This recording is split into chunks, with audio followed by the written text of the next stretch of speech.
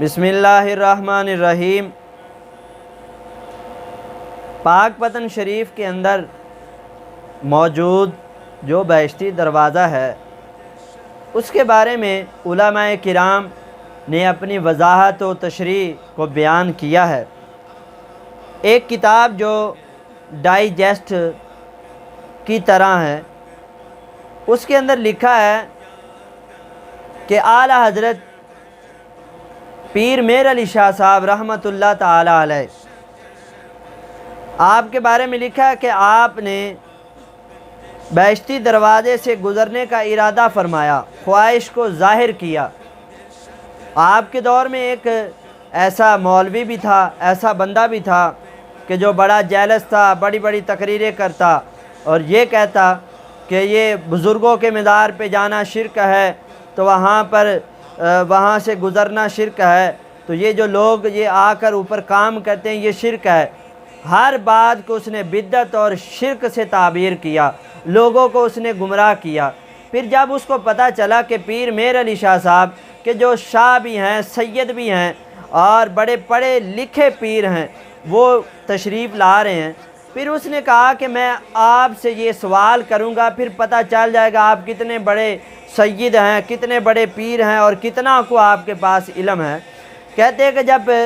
پیر میر علی شاہ صاحب رحمۃ اللہ تعالی علیہ پاک پتن کے اندر تشریف لائے تو وہ جو جیلسی بندہ تھا، وہ جو لوگوں کو گمراہ کرتا تھا، لوگوں کو شرک اور بدعت کے فتوے سناتا تھا، وہ بھی آیا۔ جب اس نے پیر میر علی شاہ صاحب رحمۃ اللہ تعالی علیہ کو بہشتی دروازے سے گزرتے دیکھا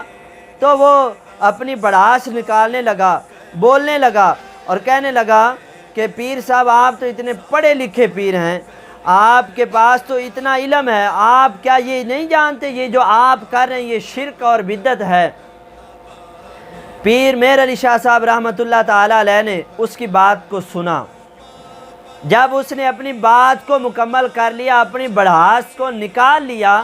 تو پیر میر علی شاہ صاحب رحمۃ اللہ تعالی علیہ نے اس کو جواب دیا۔ آپ نے فرمایا کیا تم نے یہ بات حدیث میں نہیں پڑھی ہے؟ اس نے کہا جی کیسی بات، ہم نے تو کوئی ایسی حدیث نہیں پڑھی۔ آپ نے فرمایا کہ سنو میں تمہیں مصطفیٰ کریم صلی اللہ تعالی علیہ وآلہ وسلم کی حدیث سناتا ہوں کہ جس کے بارے میں نبی پاک صلی اللہ علیہ وآلہ وسلم نے فرمایا کہ انما المؤمنون روضۃ من ریاض الجنہ او حفرۃ من حفرۃ النار۔ فرمایا کہ یا تو قبر جنت کے باغوں میں سے ایک باغ ہے یا جہنم کے گڑھوں میں سے ایک گڑھا ہے۔ اب پھر پیر میر علی شاہ صاحب نے فرمایا کہ ایک اور حدیث پاک میں نبی پاک صلی اللہ علیہ وسلم نے فرمایا کہ جو مومن کی قبر ہے وہ جنت کے باغوں میں سے ایک باغ ہے اور جو کافر کی قبر ہے وہ جہنم کے گڑھوں میں سے ایک گڑھا ہے۔ تو آپ نے اس سے پوچھا تو بتاؤ جہنم کے گڑھ، جو جہنم کا گڑھا ہے وہ کس کی قبر کو کہا گیا ہے؟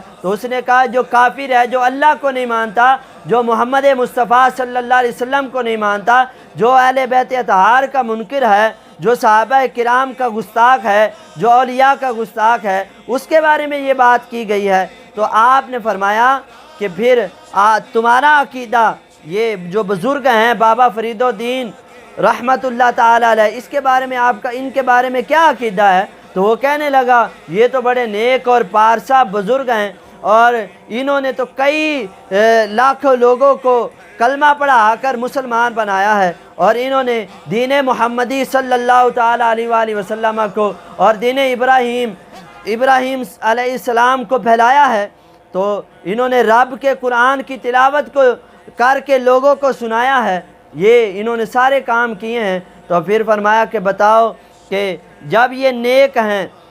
تو یہ نیک بزرگ ہیں، حدیث پاک میں آیا کہ جو مومن بندہ ہوتا ہے اس کی وہ قبر ہے وہ جنت کے باغوں میں سے ایک باغ ہے۔ یہ سنیوں کو ابھی تک یہ پتہ ہی نہیں بات چل سکی۔ اگر سنی اس بات کو سمجھ جاتے تو پھر وہ چاروں طرف ہی بہشتی دروازے لگا لیتے۔ تو پھر آپ نے مثال دے کر بتایا، آپ نے فرمایا کہ آلو بخارے کا تعلق جب آلو کے ساتھ ہے ہی نہیں تو پھر کیسے ہم آلو بخارے کو آلو کے ساتھ ملا دیں؟ اور پھر کئی ایسے لوگ ہیں کہ جن کا تعلق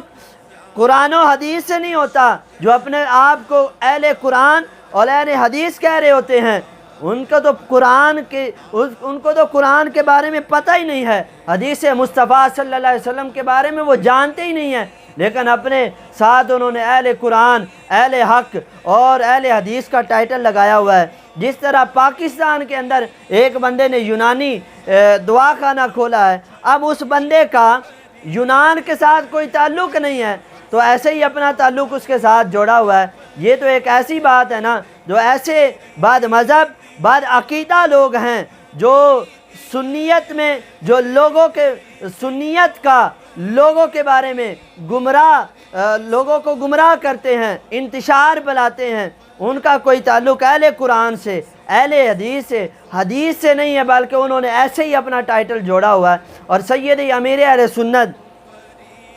حضرت علامہ مولانا ابو بلال محمد الیاس عطار قادری رضوی دامت برکاتہم العالیہ سے جب ان کے بارے میں سوال کیا گیا تو آپ نے فرمایا کہ یہ ہمارے بزرگوں سے منقول ہے اور معروف ہے، اور جو بزرگوں سے معروف ہو، منقول ہو، تو پھر اس کو غلط کہا نہیں جا سکتا۔ اور ہم اس بات کو بھی کہتے ہیں کہ جو لوگ بہشتی دروازے کو نہیں مانتے ہیں تو کوئی بات نہیں مانتے، لیکن اللہ کے ولی کو مانتے تو ٹھیک ہے، درست ہے۔ اب یہ تو ایک ضمنی بات ہے، یہ تو عقائد کے حوالے سے بات ہی نہیں کہ بہشتی دروازہ عقائد میں سے ہے،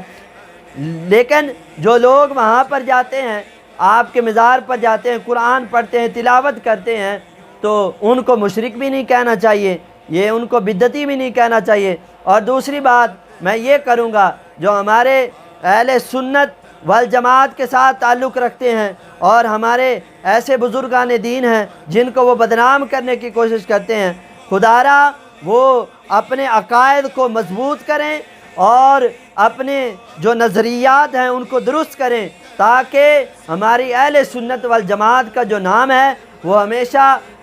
جو ہے روشن رہے، تا قیامت تک اس کی بقا رہے۔ اس کو جو ہے وہ اپنے نظریات کو درست کریں۔ جو لوگ یہ عقیدہ لے کر جاتے ہیں کہ ہم بہشتی دروازہ گزرنے جا رہے ہیں تو ہمارے سارے گناہ معاف ہو جائیں گے، ٹھیک ہے، گناہ معاف ہو جائیں گے، لیکن ہمارا عقیدہ یہ نہیں ہونا چاہیے کہ ہم جو ہے وہاں جائیں گے تو وہاں سے گزریں گے تو ہم جنتی ہو گئے، پھر سارا سال نماز پڑھنے کی کوئی ضرورت نہیں۔ اللہ نے جو ہم پر احکام فرض کیے ہیں، نبی پاک صلی اللہ علیہ وسلم نے جو حدیث پاک میں ہمارے اوپر باتوں کو فرض کیا ہے، تو پھر ہم جو ہیں ان باتوں پر عمل کریں، اور جن کاموں سے اللہ نے اور اللہ کے رسول نے ہمیں منع کیا ہے ہم ان کاموں سے باز رہیں، تاکہ ہمارے اہل سنت کا نام تا قیامت جو ہے روشن اور باقی رہے۔ اللہ تعالیٰ کی بارگاہ میں دعا ہے کہ اللہ تعالیٰ ہمیں صحیح بات کو سمجھنے اور اس پر عمل کرنے کی توفیق عطا فرمائے۔ پیر میر علی شاہ صاحب نے اس بدبخت کو، بد عقیدہ کو جب یہ بات سمجھائی تو پھر اس کو یہ بات سمجھ آ گئی۔ تو میں گزارش کروں گا ہمارے جو اہل سنت والجماعت ہیں، جو لوگ مجھے دیکھیں گے اور جو لوگ مجھے سنیں گے، وہ اس بات کو فالو کریں اور اپنے عقائد کو، اپنے نظریات کو درست کریں، تاکہ آپ کی وجہ سے کوئی بھی بد مذہب بندہ، کوئی بھی